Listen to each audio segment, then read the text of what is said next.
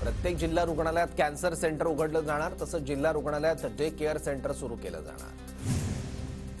SC/ST प्रवर्गातील महिलांसाठी विशेष योजना आणणार, या योजनेतून 5 लाख महिलांना लाभ मिळणार।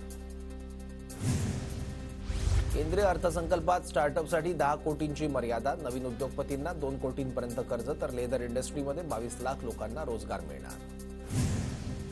व्हिसा देण्याच्या पद्धतीत सुलभता आणणार, व्हिसासाठीचे नियम सोपे करणार।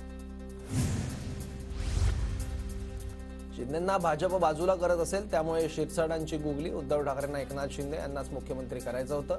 शिरसाडांनी केलेल्या वक्तव्यावर चंद्रकांत खैरेंची टीका।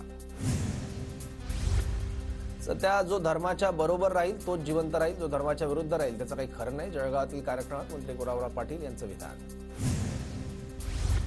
येवल्यात अवैध धंद्यावरून छगन भुजबळ आक्रमक, तालुक्यात शांतता राहिली पाहिजे, भुजबळांकडून पोलीस अधिकाऱ्यांची कानउघाडणी।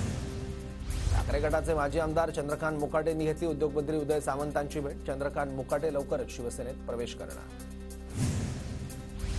नामदेव शास्त्रींची स्वतःची भूमिका आहे, त्यांच्या भूमिकेवर प्रतिक्रिया देण्याची आवश्यकता वाटत नाही, पंकजा मुंडे यांचं वक्तव्य।